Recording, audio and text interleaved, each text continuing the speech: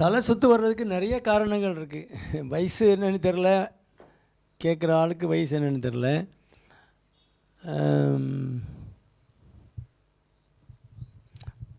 பொதுவாக வர்றது வந்து பொசிஷனல் வெட்டைகோனி. பொசிஷன் மாறும்போது, படுக்கும்போதும் எழுந்திருக்கும் போதும் தலை சுற்று இருக்கும்.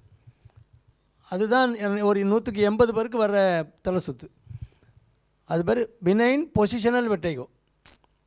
பொசிஷன் மாறும்போது இருக்கும். அது காதில் உள்ள அதை ஒரு என்டோ லிம்ப் பண்ணிவிட்டு காதில் உள்ள இன்னர் இயரில் உள்ள அந்த ஃப்ளூயிட் லெவலில் சில மாற்றங்கள் வர்றதுனால அந்த பிரெயினுக்கு போகக்கூடிய அந்த அந்த நர்வ் எண்டிங்ஸில் சில மாற்றங்கள் அதனால் வர்றது.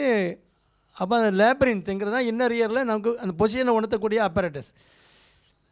அதில் சென்சிட்டிவிட்டி கொஞ்சம் கூடிச்சுன்னா அவங்களுக்கு அந்த தலை சுற்று வரும், வாமிட்டு வரும். அது டாக்டர்கிட்ட நீங்கள் போய் அவங்க கேட்பாங்க, கேள்விக்கெல்லாம் பதில் சொல்லி ஹிஸ்ட்ரி டேக்கிங்லேயே உங்களுக்கு கிட்டத்தட்ட அதை சரி பண்ணிக்கலாம். கேட்டு அதுக்கு தகுந்த மாதிரி மாத்திரை மருந்து சாப்பிட்டாலே சரியாயிடும். இந்த மாதிரி வர பொசிஷனல் வெட்டைகோ வந்து ரெக்கரண்டாக தான் வரும், திரும்ப திரும்ப தான் வரும். திரும்ப திரும்ப வருதுனாலே ஒன்றும் பயமில்லைன்னு அர்த்தம். அது சந்தோஷப்பட்டுக்க வேண்டிய விஷயந்தான்.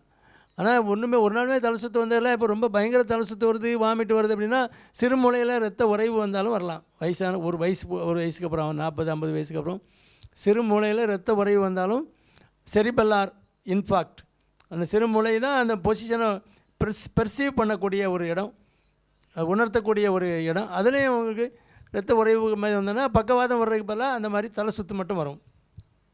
அப்படி வரலாம். ரத்த உறைவோ ரத்த கசிவோ ஏற்படலாம். அல்லது அடிக்கடி தலை சுற்று வருதுன்னா லோ சுகராக இருக்கலாம். பிபினால் தலை சுற்று வர்றது ரொம்ப ரேர். ரொம்ப ஹை பிபி சிலருக்கு 210, மேலே 210, 130 இருக்க வேண்டிய இடத்துல 210 இருக்கும், கீழே 80 இருக்க வேண்டிய இடத்துல 140 இருக்கும். இந்த மாதிரி பிபிகளில் வரலாம்.